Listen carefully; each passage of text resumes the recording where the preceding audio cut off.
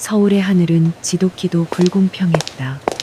어떤 이에게는 눈부신 기회의 땅이었지만 서연우와 같은 이에게는 그저 숨막히는 회색빛 콘크리트 감옥일 뿐이었다. 병원의 소독약 냄새가 코끝을 찔렀고 그녀는 방금 의사에게서 들은 말을 몇 번이고 되뇌었다. 아들 민준이의 심장에 난 구멍을 막기 위한 수술 비용은 그녀가 평생 만져볼 수도 없는 거액이었다. 절망이 차가운 쇠사슬처럼 그녀의 심장을 올가매는 것 같았다. 작은 침대에 누워 새근새근 잠든 5살배기 아들의 얼굴을 내려다보며 연우는 입술을 깨물었다. 창백한 뺨과 가늘게 떨리는 속눈썹이 그녀의 가슴을 칼로 저미는 듯했다. 저 작은 생명을 지키기 위해서라면 무슨 일이든 할 수 있었다. 악마에게 영혼이라도 팔 수 있을 것 같았다. 하지만 세상은 그녀에게 그런 기회조차 허락하지 않는 듯 잔인하기만 했다. 밤낮으로 아르바이트를 몇 개씩 해도 월세와 생활비를 감당하기에도 벅찼다. 한편 도시의 가장 높은 곳 진성그룹의 펜트하우스 오피스에서 강태준은 도시 전체를 발 아래에 두고 있었다. 그의 눈에 비친 서울의 야경은 마치 정복해야 할 왕국처럼 보였다. 하지만 그의 표정은 그가 이룬 성공의 광희와는 거리가 멀었다. 방금 끝난 조부와의 통화가 그의 심기를 날카롭게 긁어놓았다. 가문을 잇는 후계자 그 지긋지긋한 단어가 그의 귓가에 맴돌았다. 태준에게 결혼과 사랑은 믿을 수 없는 신기루와 같았다. 몇 년 전 정략적으로 약혼했던 여자의 배신은 그의 마음에 깊은 상처와 불신을 남겼다. 그에게 인간관계란 철저한 계산과 이해득실에 따른 계약일 뿐이었다. 그는 더 이상 감정 따위에 휘둘리고 싶지 않았다. 하지만 회사를 안정적으로 지키기 위해서는 호시탐탐 경영권을 노리는 사촌 강민혁을 견제하기 위해서는 반드시 후계자가 필요했다. 그때 책상 위 태블릿에 알림이 울렸다. 사설 탐정에게서 온 보고서였다. 그는 무심하게 파일을 열었다. 몇 년 전 지독한 배신감에 술에 취했던 어느 밤의 행적을 좇는 의뢰였다. 혹시나 하는 마음에 던져본 그물이었다. 보고서에는 한 여자의 신상 정보가 담겨 있었다. 서연우, 그리고 그녀의 아들 한민준이라는 아이의 사진이 있었다. 아이의 얼굴에서 그는 언뜻 자신의 어린 시절을 보았다. 보고서는 그날 밤 그가 머물렀던 호텔의 기록과 서연우의 동선을 교묘하게 엮어 놓았다. 모든 정황이 아이가 자신의 핏줄일 가능성을 가리키고 있었다. 태준의 눈빛이 차갑게 빛났다. 감정 없는 눈으로 그는 사진 속 아이와 지친 기색이 역력한 여자의 얼굴을 번갈아 보았다. 이것은 그에게 닥친 문제를 해결할 가장 빠르고 효율적인 방법이었다. 감정 소모 없이 오직 계약으로 묶인 관계. 그는 망설이지 않고 비서에게 지시를 내렸다. 그날 저녁 연우의 낡고 비좁은 옥탑방 문을 한 번도 본 적 없는 고급 구두가 두드렸다. 문을 열자 단정한 슈트 차림의 변호사가 서 있었다. 그는 감정 없는 목소리로 자신의 신분을 밝히고는 서류 가방에서 두툼한 계약서 한 부를 꺼내 연우의 낡은 밥상 위에 올려놓았다. 계약서의 제목은 혼인 계약서였다. 연우는 자신의 눈을 의심했다. 생전 처음 보는 남자의 이름 강태준. 그리고 그 옆에 나란히 놓일 자신의 이름. 변호사는 기계적인 목소리로 계약의 내용을 설명했다. 강태준 대표는 서연우 씨의 아들 한민준을 자신의 법적 아들로 입적하기를 원하며 그 대가로 민준이의 수술비 전액과 앞으로의 모든 양육비 그리고 서연우 씨의 안정적인 생활을 보장할 것이라고 했다. 계약 기간 동안 두 사람은 법적인 부부 관계를 유지해야 하며 대외적으로 완벽한 가정을 연기해야 한다는 조건이 붙었다. 이 모든 것이 한낱 연극이라는 사실을 명시하고 있었다. 연우는 황당함을 넘어 분노가 치밀었다. 이것은 명백한 모욕이었다. 돈으로 자신의 아들을 사겠다는 것과 다름없었다. 그녀는 당장 계약서를 집어던지고 남자를 쫓아내고 싶었다. 하지만 그녀의 발목을 잡는 것은 다름 아닌 아들의 병든 숨소리였다. 의사의 절망적인 목소리가 귓가에 다시 울렸다. 이것이 유일한 기회일지도 모른다. 아들을 살릴 수 있는 단 하나의 동아줄이었다. 차가운 종이 위를 수놓은 활자들이 그녀를 비웃는 것 같았다. 그녀의 존엄성과 아들의 미래를 맞바꾸라는 잔인한 제안이었다. 변호사는 그녀의 침묵을 긍정으로 받아들였는지 펜을 내밀었다. 새처럼 차가운 펜의 감촉이 그녀의 손가락 끝에 와 닿았다. 그녀의 눈에서 뜨거운 눈물이 뺨을 타고 흘러내렸다. 그것은 슬픔의 눈물이기도 했고 굴욕의 눈물이기도 했다. 그녀는 떨리는 손으로 펜을 쥐고 계약서의 마지막 장에 자신의 이름을 적어 내려갔다. 강태준의 펜트하우스는 하늘에 떠 있는 성 같았다. 바닥부터 천장까지 이어진 통유리창 너머로 서울의 전경이 파노라마처럼 펼쳐졌고 최소한의 가구들은 마치 예술 작품처럼 제자리를 지키고 있었다. 모든 것이 완벽하게 계산되고 정돈된 공간, 그곳에는 사람의 온기라고는 찾아볼 수 없었다. 서연우는 어린 아들 민준의 손을 꼭 잡은 채 현관에 들어섰다. 이곳은 그녀가 지금껏 살아온 세상과는 완전히 다른 차원의 공간이었다. 그녀의 낡은 옥탑방은 비좁고 초라했지만 구석구석 그녀와 아들의 손때와 추억이 묻어 있었다. 하지만 이 거대하고 차가운 공간은 마치 주인의 성격을 그대로 빼닮은 듯했다. 민준이는 휘황찬란한 풍경에 잠시 눈을 동그랗게 떴지만 이내 낯선 공기에 주눅이 든 듯 엄마의 등 뒤로 숨었다. 연우는 그런 아들을 안쓰럽게 내려다보며 자신이 과연 옳은 선택을 한 것인지 다시 한번 되뇌었다. 그러나 이미 주사위는 던져졌다. 얼마 지나지 않아 집주인인 강태준이 서재에서 모습을 드러냈다. 그는 어제와 똑같은 무표정한 얼굴로 그들을 맞았다. 그의 시선은 연우를 잠시 스친 뒤 계약의 목적물인 민준에게 잠시 머물렀다가 이내 차갑게 거두어졌다. 그는 따뜻한 환영의 말 대신 비서가 들고 온 태블릿을 가리켰다. 화면에는 빼곡하게 적힌 규칙들이 나열되어 있었다. 각자의 사생활은 철저히 존중할 것, 지정된 공간 외에는 허락 없이 출입하지 말 것, 외부에서는 다정한 부부처럼 행동할 것 등. 그는 연우를 서연우 씨라고 불렀고 조금의 감정도 싣지 않은 목소리로 말했다. 이 집의 모든 것은 서연우 씨와 아이를 위해 제공되지만 그것이 우리의 관계를 변화시키는 것은 아닙니다. 우리는 철저한 계약 관계이며 각자의 역할에만 충실하면 됩니다. 그의 말은 날카로운 유리 조각처럼 연우의 가슴에 밝혔다. 그녀는 알고 있었지만 직접 그의 입을 통해 확인하니 비참한 현실이 더욱 선명하게 다가왔다. 그는 민준이를 향해서도 별다른 말을 건네지 않았다.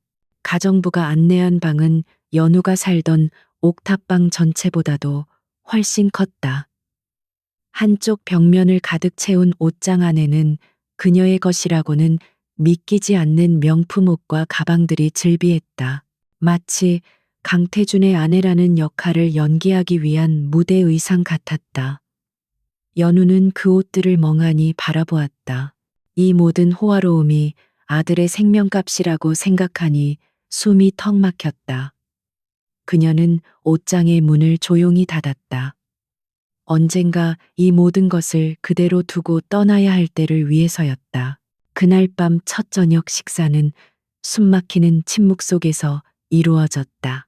거대한 식탁의 양끝에 태준과 연우가 앉았고 민준이는 연우의 옆자리에 겨우 자리를 차지했다. 어색한 분위기를 견디지 못한 민준이가 우유를 마시다 그만 컵을 엎지르고 말았다. 하얀 식탁보 위로 우유가 번져나가는 순간 태준의 미간이 순간적으로 찌푸려졌다. 그는 화를 내지는 않았지만 어린애는 식사 예절부터 가르쳐야겠군 하고 냉랭하게 내뱉었다. 그 순간 연우 안에 무언가가 끊어졌다. 그녀는 지금까지 모든 굴욕을 감내했지만 아들을 향한 비난은 참을 수 없었다. 그녀는 냅킨으로 식탁을 닦으며 태준을 똑바로 쳐다보았다. 아직 5살인 아이입니다. 실수는 할 수 있어요. 그리고 아이에게 필요한 건 딱딱한 예절 교육이 아니라 이해와 따뜻한 말 한마디입니다. 강태준 씨. 그녀의 목소리는 떨렸지만 그 안에는 어머니로서의 단호함이 서려 있었다. 태준은 잠시 놀란 듯 했다. 지금껏 누구도 그의 앞에서 감히 이런 식으로 말하지 못했다. 그는 돈과 권력으로 모든 것을 통제하는 데 익숙했다. 가난하고 절박한 처지의 이 여자가 당연히 복종할 것이라 생각했다. 하지만 그녀의 눈빛은 살아 있었다. 잠시 동안 두 사람 사이에 팽팽한 긴장감이 흘렀다. 태주는 더 이상 아무 말도 하지 않고 자리에서 일어나 서재로 들어가 버렸다. 첫 번째 충돌이었다. 그날 밤 연우는 거대한 침대에 민준이를 눕히고 한참 동안 창밖을 내려다보았다. 도시의 불빛이 별처럼 쏟아졌지만 그녀의 마음은 칠흑 같은 어둠에 잠겨 있었다. 아들을 살릴 수 있다는 안도감과 자신의 모든 것을 잃어버린 듯한 상실감이 동시에 밀려왔다. 이곳은 분명 모든 것을 가졌지만 아무것도 없는 화려하지만 쓸쓸한 금빛 새장이었다. 그녀는 잠든 아들의 작은 손을 잡으며 이 새장 안에서 결코 자신을 잃지 않으리라 다짐했다. 같은 시각 서재에서 태주는 복잡한 심경으로 모니터를 응시하고 있었다. 그는 서연우의 저항적인 태도에 불쾌감을 느꼈지만 동시에 알 수 없는 감정이 피어오르는 것을 느꼈다. 모두가 그의 돈과 권력 앞에 고개를 숙일 때 그녀는 자신의 아들을 지키기 위해 그의 세상에 정면으로 맞섰다. 그는 책상 서랍 깊숙한 곳에서 낡은 사진 한 장을 꺼냈다. 환하게 웃고 있는 젊은 시절의 자신과 다른 여자의 사진이었다. 그는 씁쓸한 표정으로 사진을 다시 뒤집어 서랍에 던져 넣었다. 상처는 여전히 그를 과거에 묶어두고 있었다. 펜트하우스에서의 시간은 계절의 변화 없이 차갑게 흘러갔다. 강태준과 서연우는 보이지 않는 벽을 사이에 두고 그림자처럼 서로를 스쳐 지나갔다. 그들의 대화는 민준이의 병원 일정이나 공식 석상에서의 역할 분담 같은 지극히 사무적인 용건에 한정되었다. 하지만 이 삭막한 질서에 예상치 못한 균열을 만들어내는 존재가 있었으니 바로 5살배기 한민준이었다. 아이는 어른들의 복잡한 계약 관계나 냉랭한 분위기에 아랑곳하지 않았다. 민준이에게 이 넓은 집은 거대한 놀이터와 같았다. 아이는 자신이 가장 아끼는 공룡 장난감들을 집안 곳곳에 영토 표시처럼 남겨두었다. 처음에는 태준의 미간을 찌푸리게 만들었던 그 작은 플라스틱 공룡들이었다. 그는 가정부에게 아이의 물건은 아이 방에만 두도록 하라고 몇 번이나 지시했다. 그의 완벽한 공간에 나타난 불청객들이었기 때문이다. 하지만 아이의 순진한 영역 확장은 멈추지 않았다. 어느 날 아침 태주는 자신의 서재, 책상 위에서 티라노사우루스 한 마리를 발견했다. 날카로운 이빨을 드러낸 채 금방이라도 포효할 듯한 모습이었다. 평소 같았으면 당장 치워버렸을 테지만 그 순간 그는 잠시 손을 멈췄다. 자신도 모르게 장난감을 집어들어 이리저리 살펴보았다. 작고 서툰 손길로 가지고 놀았을 흔적이 역력했다. 그는 이유 모를 감정에 휩싸여 공룡을 원래 자리에 조용히 내려놓았다. 그런 미세한 변화를 연우는 놓치지 않았다. 그녀는 어머니의 본능적인 관찰력으로 태준을 살피고 있었다. 그녀는 태준이 서재 문틈으로 거실에서 블록을 쌓고 있는 민준이를 지켜보는 것을 몇 번 목격했다. 그 시선은 짧았지만 평소의 칼날 같은 날카로움 대신 복잡한 무언가가 담겨 있었다. 그리고 어느 날 저녁 그녀가 민준이에게 공룡 그림책을 읽어줄 때였다. 방문이 살짝 열려 있었고 그녀는 복도를 지나가던 태준이 잠시 멈춰서서 그들의 목소리에 귀를 기울이는 것을 느꼈다. 그 며칠 뒤 집으로 커다란 소포가 배달되었다. 안에는 실제 사진처럼 정교한 그림으로 가득 찬 아주 비싸 보이는 공룡 대백과사전이 들어 있었다. 태주는 비서를 통해 주문착오로 잘못 배송된 것이라며 아이에게 주라고 무심하게 전했다. 연우는 그 말을 믿지 않았다. 세상에 어떤 착오가 정확히 민준이가 가장 좋아하는 주제의 책을 이 집으로 배달시킨단 말인가. 그녀는 혼란스러웠다. 이 남자의 행동은 도무지 종잡을 수가 없었다. 연우의 마음속에서도 작은 변화가 일기 시작했다. 처음에는 그를 그저 아들을 이용하려는 차갑고 오만한 사업가로만 여겼다. 하지만 가끔씩 그가 무심코 드러내는 인간적인 모습들은 그녀가 세워둔 방어벽을 흔들었다. 물론 그는 여전히 냉정했고 그들의 관계는 계약이라는 사실에는 변함이 없었다. 하지만 그녀는 얼음장 같은 그의 내면에 아주 작은 온기가 숨겨져 있을지도 모른다고 생각하기 시작했다. 결정적인 사건은 어느 평온한 오후에 일어났다. 민준이는 넓은 거실에서 신나게 뛰어놀고 있었다. 거실 중앙에는 태준이 아끼는 현대미술 조각상이 놓여 있었다. 아이의 눈에는 그것이 마치 신비로운 얼음 동굴처럼 보였던 모양이다. 민준이는 하지 말라는 엄마의 말을 잊고 조각상 위로 기어 올라가기 시작했다. 바로 그 순간 아이는 발을 헛디뎌 미끄러졌고 쿵 하는 소리와 함께 바닥으로 떨어졌다. 서재에서 중요한 화상 회의를 하던 태준의 귀에 아이의 자지러지는 울음소리가 날카롭게 파고들었다. 그는 화면 속 외국 바이어들에게 긴급 상황이 발생했습니다. 라는 짧은 말만 남긴 채 자리를 박차고 뛰쳐나갔다. 부엌에서 물을 마시던 연우보다도 그가 먼저였다. 그는 넘어진 아이를 향해 달려가며 자신도 모르게 소리쳤다. 민준아, 그의 목소리에는 그가 평생 드러내 본 적 없는 다급함과 공포가 서려 있었다. 그는 아이를 조심스럽게 안아 일으켰다. 괜찮아, 어디 다쳤어? 그의 얼굴에는 평소의 냉정함은 온데간데 없고 오직 아이를 향한 걱정만이 가득했다. 민준이의 무릎에서는 피가 조금씩 배어 나오고 있었다. 뒤늦게 달려온 연우는 그 광경을 보고 숨을 멈췄다. 강태준이 그 오만한 남자가 자신의 아들을 품에 안고 어쩔 줄 몰라 하고 있었다. 그는 가정부를 향해 구급상자를 가져오라고 소리치더니 직접 소독약을 솜에 묻혀 아이의 상처를 치료하기 시작했다. 그의 손길은 서툴렀지만 놀라울 정도로 부드러웠다.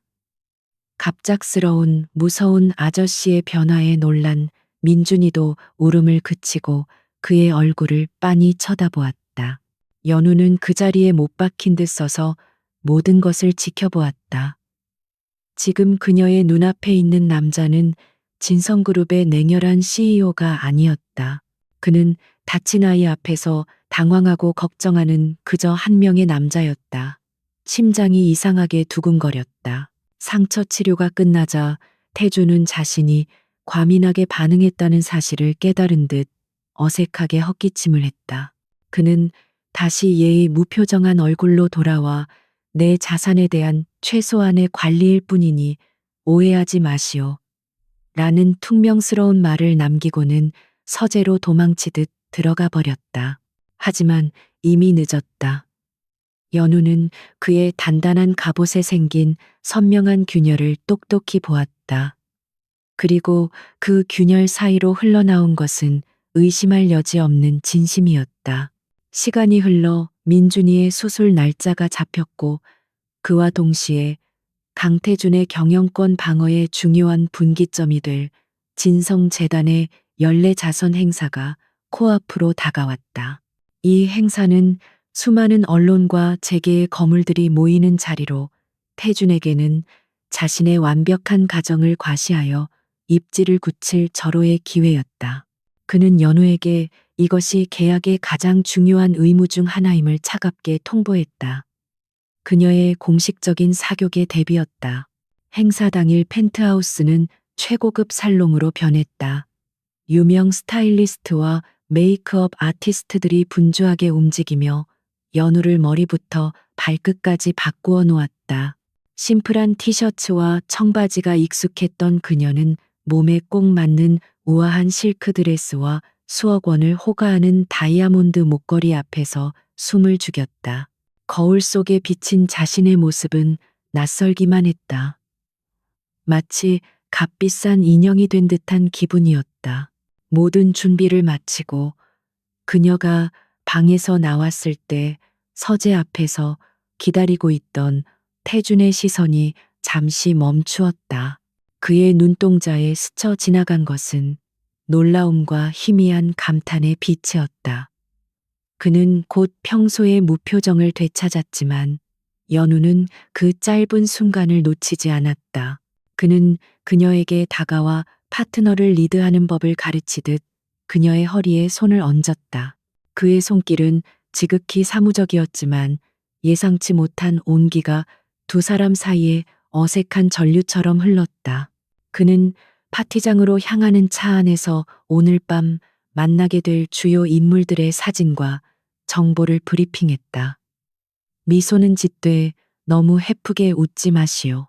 예의는 차리되 거리를 유지해야 합니다. 당신의 유일한 임무는 내 옆에서 완벽하게 보이는 것 그것뿐이오. 그의 목소리는 여전히 차가웠지만 그 안에는 일종의 긴장감 같은 것이 섞여 있었다. 그는 이 연극의 성공을 간절히 바라고 있었다. 화려한 샹들리에가 빛나는 파티장에 들어서는 순간 수많은 플래시가 두 사람을 향해 터졌다.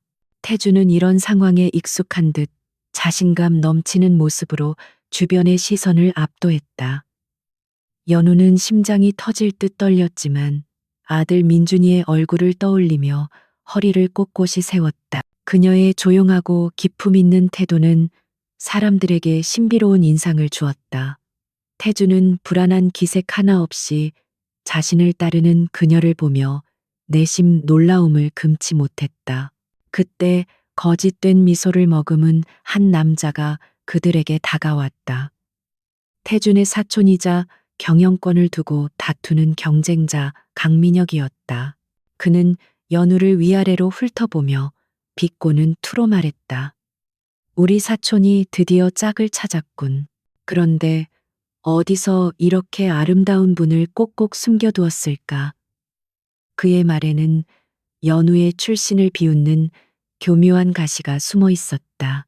연우는 당황하지 않고 부드럽게 미소 지으며 답했다. 숨겨두신 게 아니라 제가 소중히 아껴주신 거겠죠. 그녀의 침착한 대처에 민혁의 얼굴이 순간 굳었다. 바로 그 순간 민혁의 팔짱을 낀 채 나타난 여자가 있었다. 과거 태준을 배신하고 그의 마음에 깊은 상처를 남긴 약혼녀 유진아였다. 그녀의 등장은 주변의 공기를 순식간에 얼어붙게 만들었다. 태준의 얼굴이 굳어지는 것을 연우는 똑똑히 보았다. 진아는 독사처럼 달콤한 목소리로 연우에게 말했다. 어머 태준 씨의 얼어붙은 심장을 녹이신 분이군요. 전 결국 실패했는데 비결이 뭔가요? 그것은 연우와 태준 모두를 겨냥한 명백한 도발이었다. 태준이 분노를 참지 못하고 무언가 말하려는 순간 연우가 그의 팔을 부드럽게 잡으며 한 발 앞으로 나섰다. 그녀는 진아의 눈을 똑바로 바라보며 잔잔한 미소와 함께 말했다. 남편의 마음은 얼어붙은 게 아니라 그저 신중했을 뿐이에요. 저는 매일 그분의 신중함에 감사하며 살고 있답니다. 그녀의 목소리는 부드러웠지만 그 안에는 누구도 꺾을 수 없는 단단함이 있었다. 그 대답은 완벽했다. 스스로를 아내로 칭하며 진아의 공격을 막아냈고 동시에 태준의 과거 상처까지 감싸 안았다. 진아와 민혁은 예상치 못한 반격에 잠시 할 말을 잃었다. 태준은 충격에 휩싸여 옆에 선 여자를 바라보았다. 그녀는 더 이상 계약서 위에 이름뿐인 존재가 아니었다. 그녀는 그의 편이었고 그의 가장 약한 부분을 지켜준 동지였다. 처음으로 두 사람은 진짜 우리가 된 것 같은 기묘한 유대감을 느꼈다. 집으로 돌아오는 차 안은 이전과는 다른 종류의 침묵으로 채워졌다. 어색하고 차가운 침묵이 아니라 수많은 생각을 담은 묵직한 침묵이었다. 한참 만에 태준이 입을 열었다. 오늘 밤 잘했어. 칭찬에 인색한 그가 할 수 있는 최고의 찬사였다. 연우는 창밖을 바라보며 대답 대신 희미하게 미소 지었다. 완벽한 가면을 써야 했던 오늘 밤 아이러니하게도 그들의 맨 얼굴은 아주 조금 더 가까워져 있었다. 보이지 않는 파도는 이미 그들의 발밑까지 밀려오고 있었다. 자선 행사가 끝나고 며칠 동안 펜트하우스에는 미묘한 평화가 감돌았다. 강태준과 서연우는 여전히 거리를 두었지만 그들 사이를 가로막던 날카로운 유리벽은 조금 무뎌진 듯했다. 태준은 더 이상 공룡 장난감을 치우라고 말하지 않았고 연우는 그의 서재에서 새어나오는 깊은 밤의 한숨소리를 외면하지 않게 되었다. 하지만 그 위태로운 평화는 예고 없이 찾아온 폭풍에 산산조각 났다. 화창한 오후 거실에서 그림을 그리던 민준이가 갑자기 가슴을 움켜쥐며 숨을 가쁘게 몰아쉬기 시작했다. 아이의 얼굴이 순식간에 새하얗게 질렸다. 연우의 심장이 바닥으로 곤두박질 쳤다. 그녀의 비명 소리를 들은 가정부가 구급차를 부르고 동시에 태준의 비서실에 긴급히 연락을 취했다. 모든 것이 순식간에 아수라장으로 변했다. 연우는 울부짖는 아들을 끌어안고 구급차에 오르며 절망적으로 신에게 기도했다. 같은 시각 강태준은 진성그룹의 운명이 걸린 주주총회에 참석 중이었다. 강민혁 측의 거센 공격을 방어하고 새로운 사업 전략을 발표하는 가장 중요한 순간이었다. 그의 모든 경력이 이 발표에 달려 있었다. 그런데 모두가 숨을 죽이고 그의 입을 주목하던 그때 회의실 문이 벌컥 열리며 비서가 뛰어들어왔다. 있을 수 없는 일이었다. 비서는 태준의 귓가에 민준이의 소식을 속삭였다. 순간 태준의 얼굴이 얼음처럼 굳었다. 그의 머릿속에서 수만 가지 계산이 충돌했다. 여기서 자리를 비우면 민혁에게 공격의 빌미를 주게 되고 그가 평생을 바쳐 지켜온 회사가 흔들릴 수 있었다. 주주들의 술렁거림과 민혁의 의기양양한 미소가 그의 눈에 들어왔다. 하지만 그 모든 것을 압도한 것은 병원에서 홀로 공포에 떨고 있을 연우의 얼굴과 숨을 헐떡이던 작은 아이의 모습이었다. 그는 결단을 내렸다. 평생의 야망과 아이의 생명 저울은 이미 한쪽으로 기울어 있었다. 태주는 손에 들고 있던 프리젠테이션 포인터를 단상 위로 내던졌다. 그리고는 좌중을 향해 단호하게 선언했다. 긴급한 집안일이 생겼습니다. 주주총회는 여기서 중단합니다. 그의 폭탄 선언에 회의장은 벌집을 쑤신 듯 소란스러워졌다. 그는 뒤도 돌아보지 않고 회의장을 빠져나갔다. 그의 새로운 우선순위가 만천하에 공개된 순간이었다. 병원 응급실 복도에서 연우는 영혼이 빠져나간 사람처럼 하염없이 서성였다. 시간은 지독하게 느리게 흘렀고 굳게 닫힌 응급실 문은 마치 그녀와 아들 사이를 가로막는 거대한 벽 같았다. 공포와 무력감에 무너져 내리기 직전 복도 저편에서 익숙한 구두 소리가 들려왔다. 흐트러진 슈트 차림으로 달려온 태준이었다. 그는 연우의 떨리는 어깨를 붙잡고 그녀를 부축했다. 괜찮소. 그의 목소리는 거칠었지만 그 존재만으로도 연우는 폭풍우 속에서 단단한 닻을 만난 기분이었다. 민준이는 다행히 응급처치로 고비를 넘겼지만 예정보다 수술을 서둘러야 한다는 진단이 내려졌다. 수술실 앞에서의 기다림은 지옥과도 같았다. 태주는 자신의 모든 인맥을 동원해 최고의 의료진을 소집했고 연우의 곁을 한시도 떠나지 않았다. 계약의 조항들은 이 절박한 순간 앞에서 아무런 의미도 없었다. 그들은 그저 아픈 아이를 둔 평범한 아빠와 엄마일 뿐이었다. 길고 긴 밤 두 사람은 병원 복도의 차가운 의자에 나란히 앉아 있었다. 무거운 침묵 속에서 먼저 입을 연 것은 연우였다. 그녀는 지친 목소리로 민준이에 대한 작은 이야기들을 꺼내놓았다. 아이를 홀로 키우며 겪었던 외로움과 두려움, 그리고 형편 때문에 접어야 했던 동화 사파가의 꿈에 대해서도 털어놓았다. 그녀의 담담한 고백 앞에서 태주는 자신을 묻고 있던 빗장을 풀었다.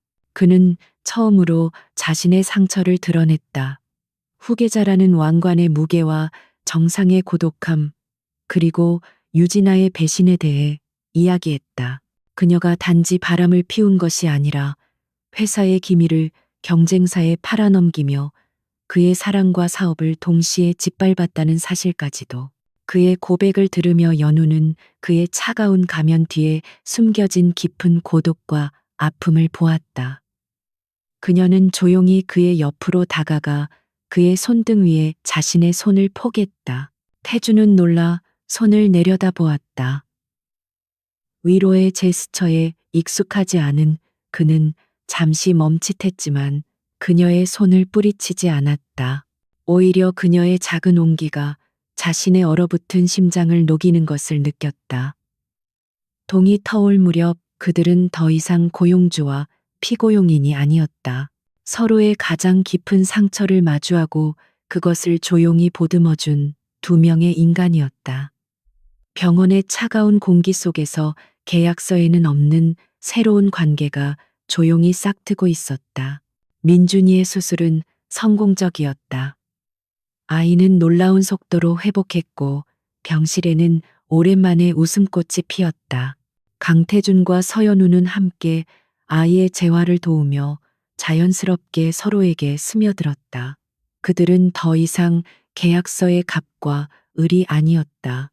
민준이가 재채기를 할 때 동시에 걱정스러운 얼굴로 돌아보았고 아이의 작은 농담에 함께 웃음을 터뜨렸다.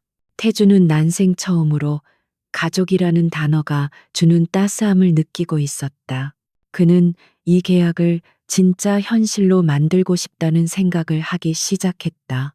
연우라는 여자와 민준이라는 아이와 함께라면 끔찍했던 과거의 상처를 딛고 새로운 삶을 시작할 수 있을 것 같았다.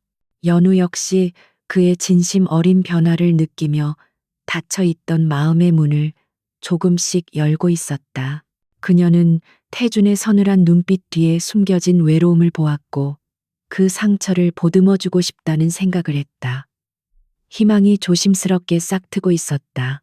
하지만 그들의 행복을 시기하는 어두운 그림자가 있었다. 강민혁은 주주총회 사건 이후 태준에 대한 적개심을 불태우고 있었다.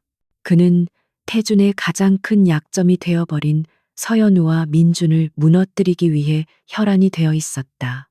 그는 자신이 고용한 사람에게 태준이 했던 것보다 훨씬 더 집요하고 철저하게 두 사람의 뒷조사를 지시했다.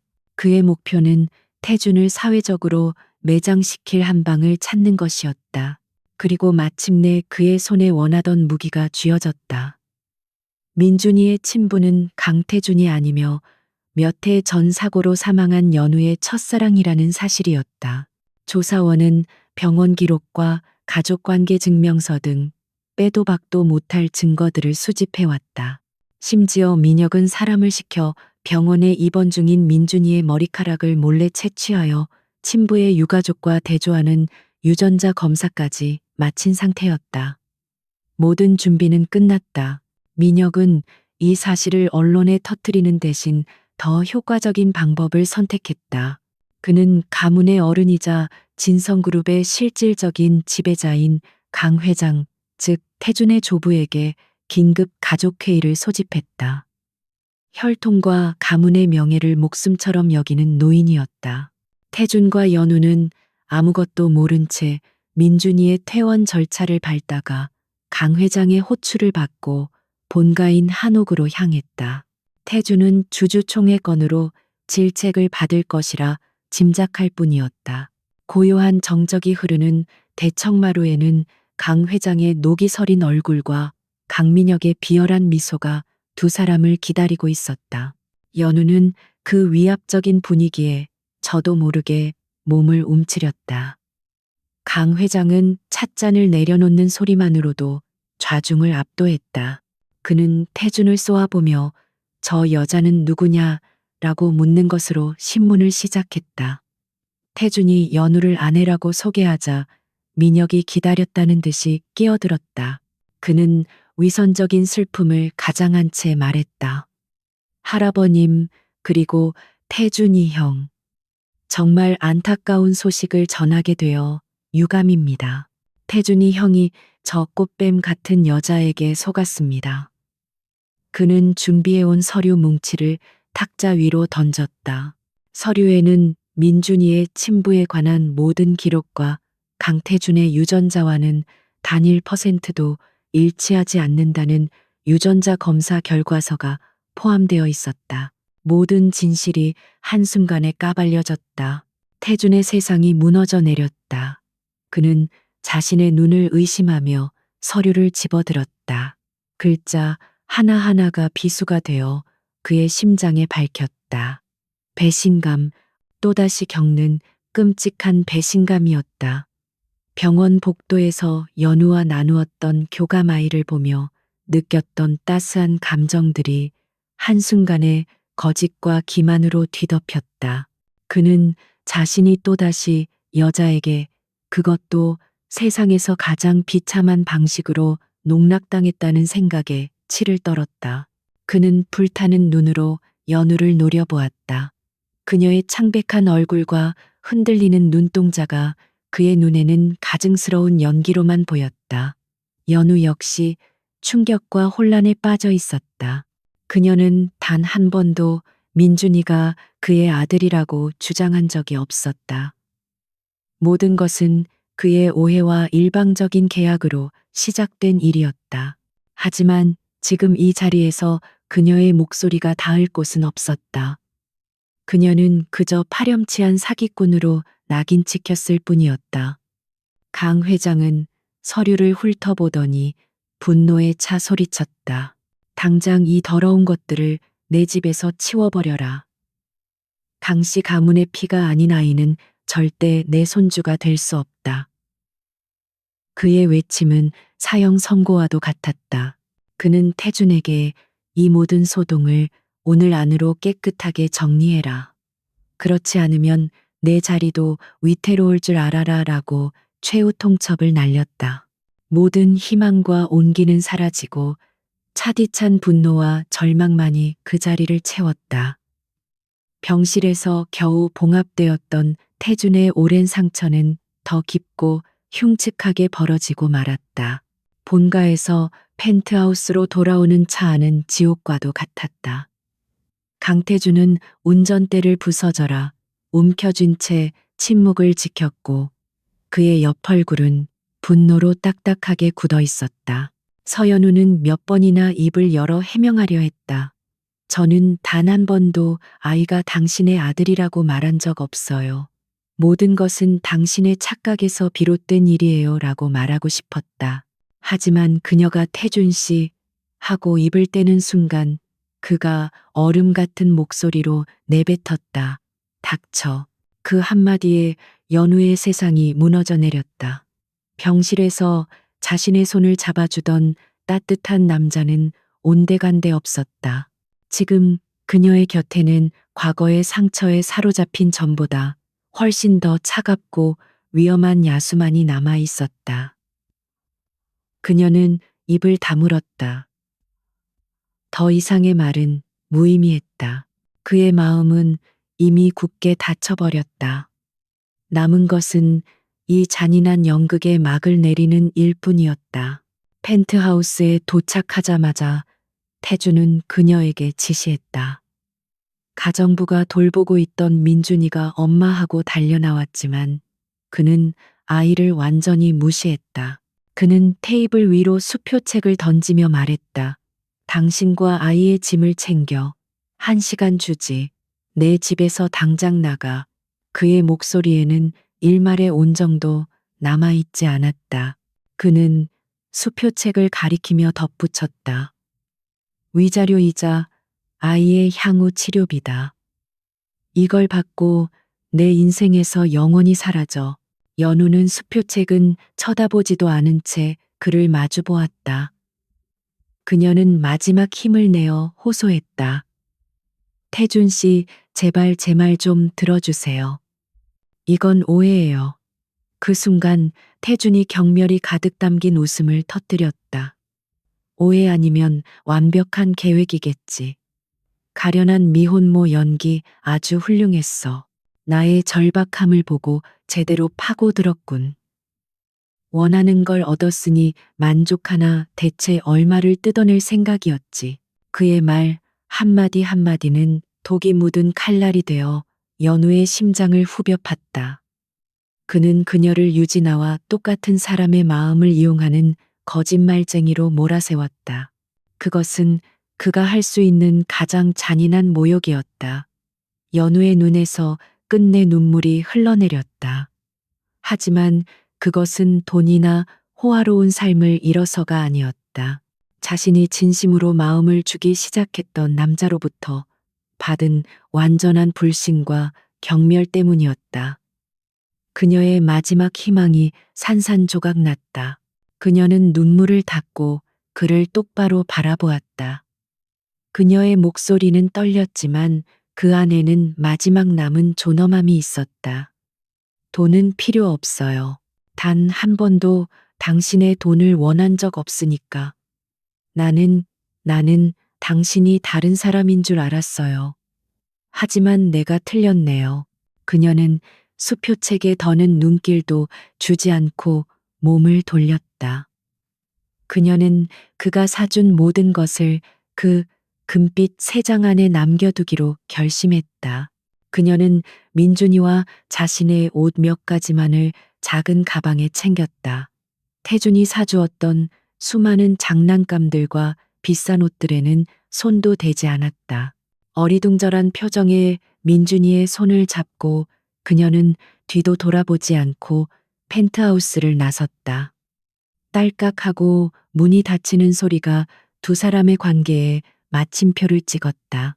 화려하고 거대했던 공간은 다시 원래의 주인처럼 텅 비고 차가운 침묵에 잠겼다.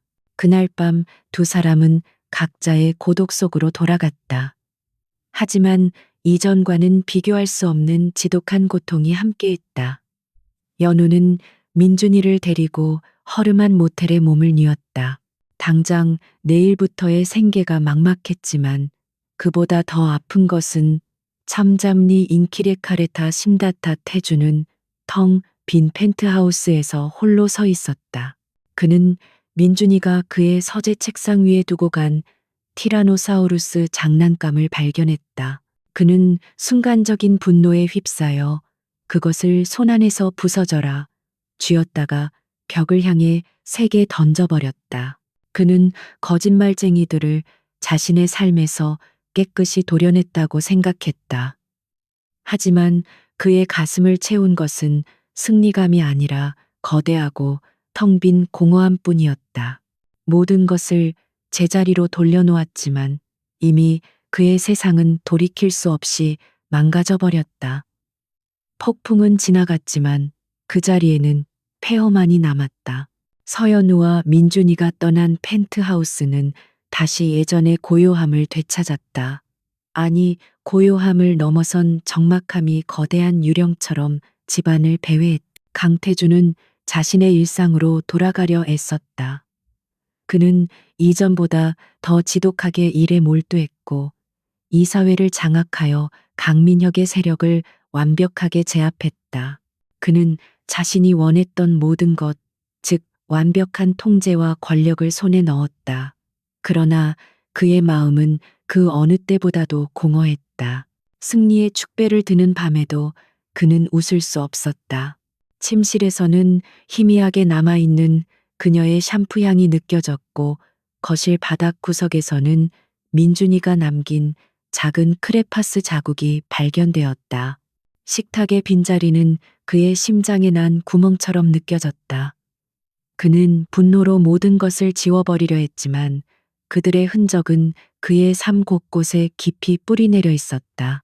그는 자신이 이겼다고 생각했지만 사실은 모든 것을 잃었다는 것을 깨닫고 있었다.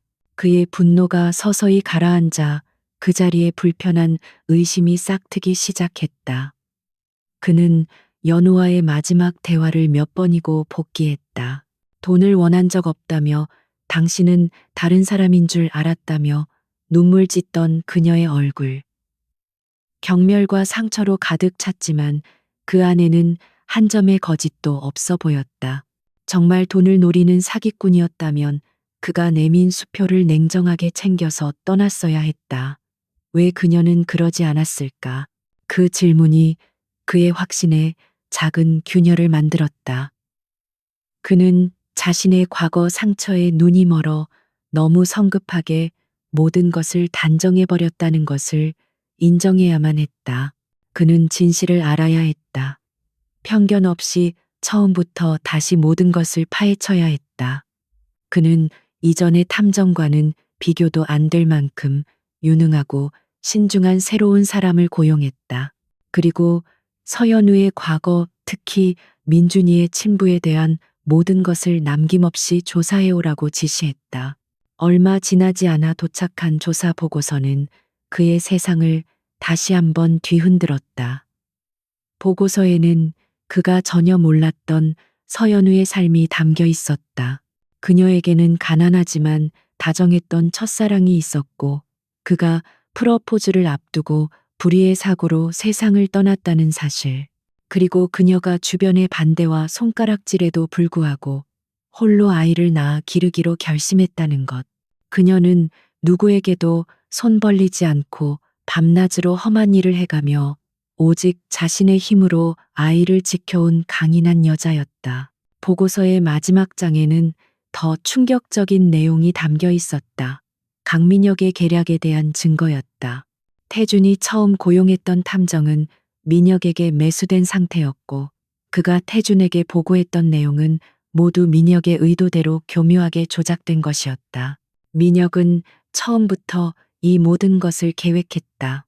태준의 절박한 상황을 이용해 연우를 미끼로 던졌고 가장 결정적인 순간에 진실을 터뜨려 그에게 감정적인 상처와 경영권의 타격을 동시에 입히려 했던 것이다. 모든 조각들이 맞춰졌다. 그는 연우에게 배신당한 것이 아니었다. 그가 바로 그 자신이 그녀를 배신한 것이었다. 그는 자신의 적이 파놓은 함정에 빠져 과거의 트라우마라는 색안경을 끼고 한 여자의 인생을 무참히 난도질했다. 그녀와 민준이를 향해 느꼈던 따뜻한 감정들, 그것은 핏줄 때문이 아니었다. 그저 그들이었기 때문에, 서연우와 한민준이었기 때문에 생겨난 진실한 감정이었다. 엄청난 후회와 죄책감이 해일처럼 그를 덮쳤다. 그가 느끼는 이 지독한 공허함은 배신감 때문이 아니라 그의 세상에서 가장 소중했던 두 사람의 부재 때문이었다. 그는 비로소 깨달았다. 계약으로 맺어진 관계와 마음으로 이어진 인연의 차이를. 그의 심장이 뒤늦게 소리치고 있었다. 그는 그녀를 사랑하고 있었다. 차가운 CEO의 가면은 완전히 부서져 내렸다. 이제 그는 자신의 과오를 바로잡고 그가 버렸던 가족을 되찾기 위해 싸워야 했다. 강민혁의 계략을 분쇄하는 것보다 더 중요한 것은 연우에게 용서를 구하고 자신의 진심을 증명하는 것이었다. 그는 비서에게 전화를 걸어 이전과는 전혀 다른 단호하고 절박한 목소리로 새로운 지시를 내리기 시작했다. 그의 인생에서 가장 중요한 싸움이 이제 막 시작되고 있었다.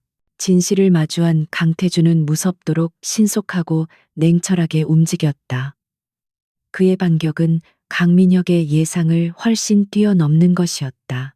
그는 민혁이 자신을 함정에 빠뜨리기 위해 탐정을 매수했다는 개인적인 복수에서 시작하지 않았다.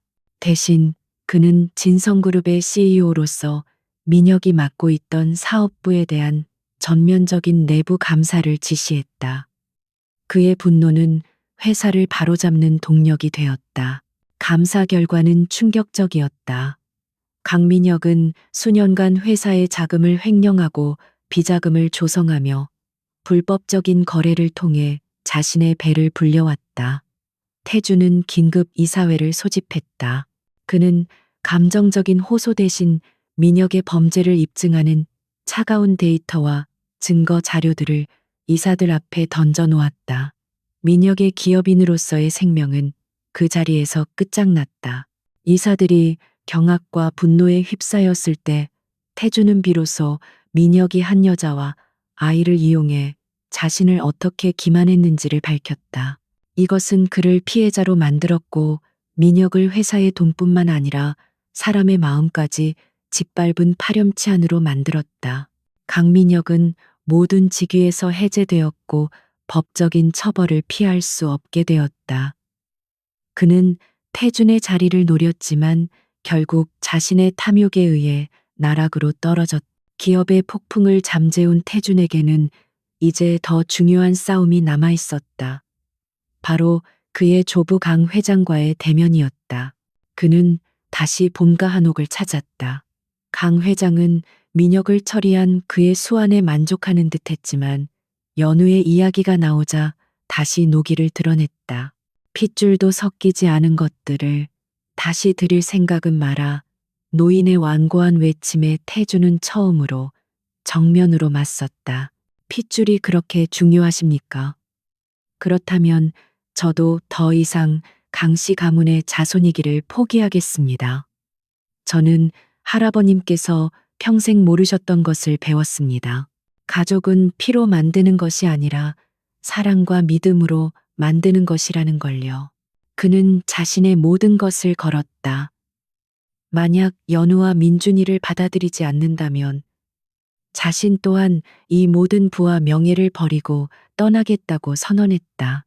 그의 단호한 눈빛 앞에서 강 회장은 평생 처음으로 손자의 의지를 꺾을 수 없음을 깨달았다. 태주는 대답을 기다리지 않고 돌아섰다. 이제 그에게 가장 중요한 것은 그녀를 찾는 일이었다. 하지만 그녀는 흔적도 없이 사라진 뒤였다. 연우는 일부러 모든 흔적을 지웠다. 신용카드도 사용하지 않았고 휴대폰 번호도 바꾼 상태였다. 태주는 처음으로 무력감을 느꼈다. 그의 돈과 권력도 그녀를 찾는 데는 아무 소용이 없었다. 그는 비서에게만 의존하지 않고 직접 그녀가 살았던 동네와 일했던 곳을 찾아다녔다. 사람들에게 고개를 숙여 묻고 밤늦도록 거리를 헤매는 그의 모습은 이전의 오만한 CEO와는 완전히 다른 사람이었다. 수소문 끝에 그는 마침내 한 작은 동네의 도서관에서 그녀를 찾았다.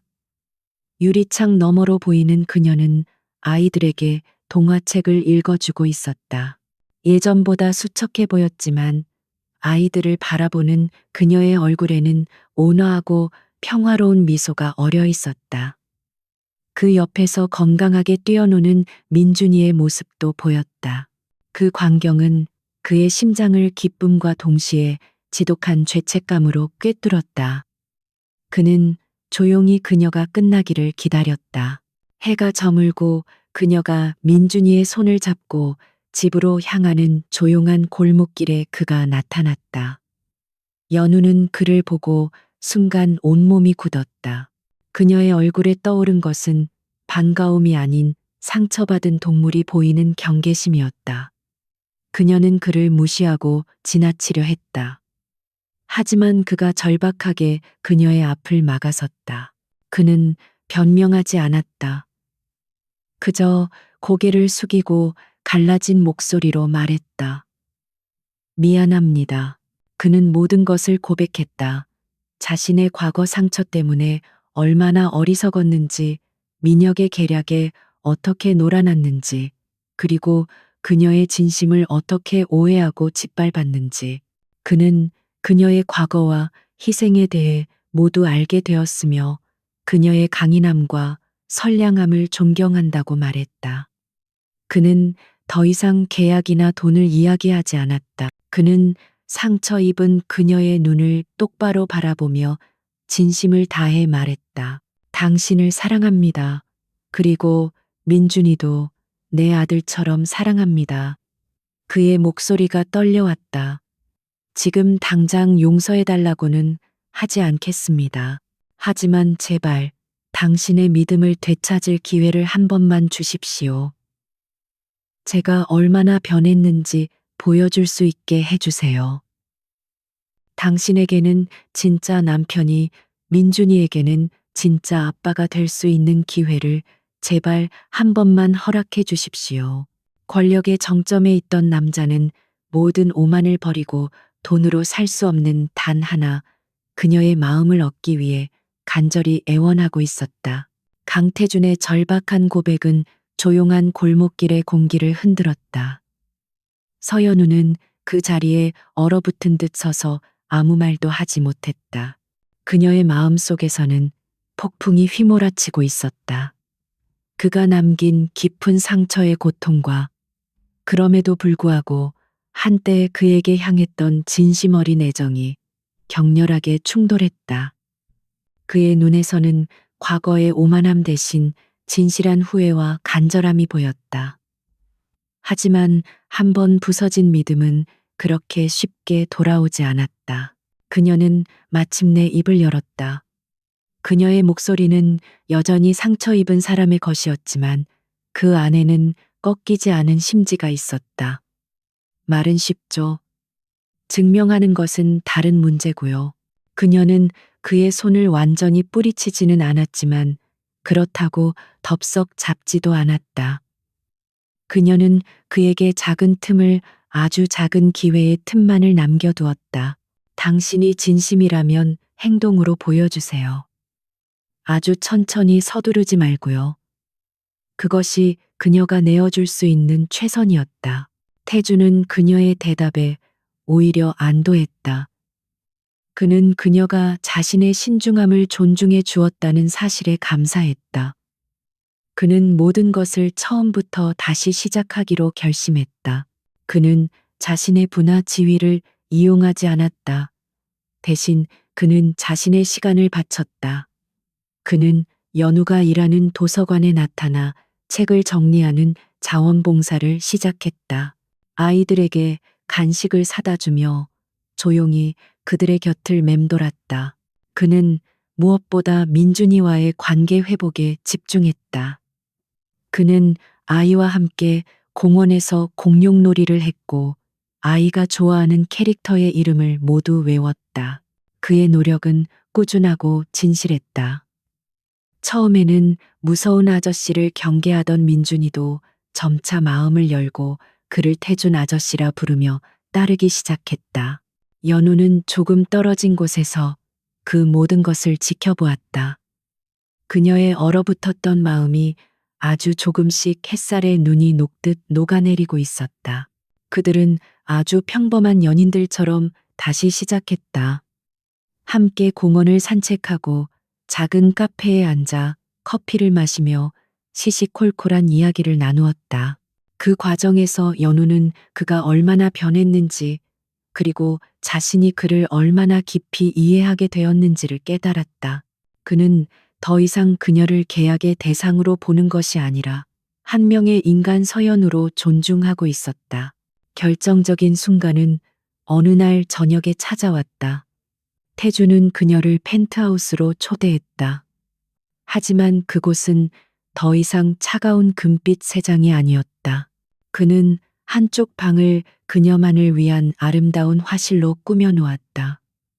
최고급 미술 도구와 그녀가 좋아할 만한 책들로 가득 찬 공간이었다.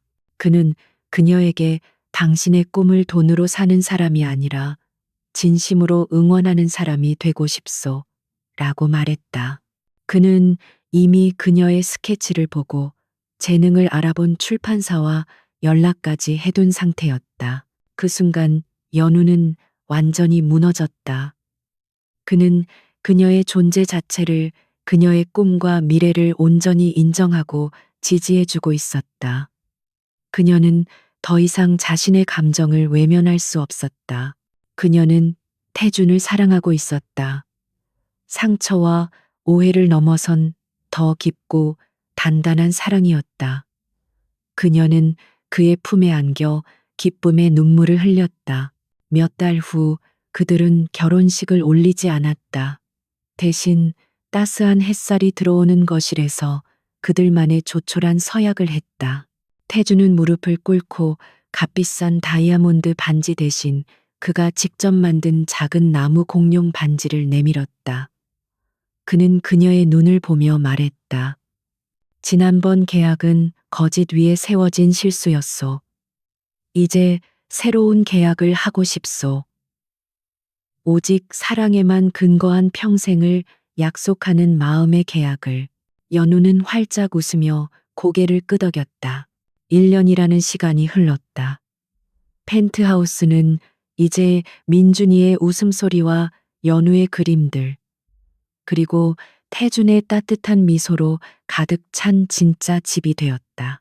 민준이는 건강을 완전히 회복했고, 이제는 태준을 스스럼 없이 아빠라고 불렀다. 태준은 여전히 유능한 CEO였지만, 이제는 가족과 저녁을 함께하기 위해 정시에 퇴근하는 남자가 되었다. 연우는 외로운 왕과 용감한 여인, 그리고 작은 왕자님의 이야기라는 제목의 첫 동화책을 출간하여 큰 성공을 거두었다. 어느 주말 오후 세 사람은 거실 소파에 나란히 앉아 연우의 책을 읽고 있었다. 태준이 익살스러운 목소리로 왕의 대사를 흉내내자 민준이가 까르르 웃음을 터뜨렸고, 연우는 그런 두 사람을 사랑스러운 눈으로 바라보았다. 핏줄이나 의무가 아닌 서로를 향한 사랑과 용서, 그리고 함께 상처를 치유하겠다는 선택이 만들어낸 진정한 가족의 모습이었다. 차가운 계약으로 시작되었던 두 사람의 이야기는 세상에서 가장 따뜻한 해피엔딩으로 막을 내렸다.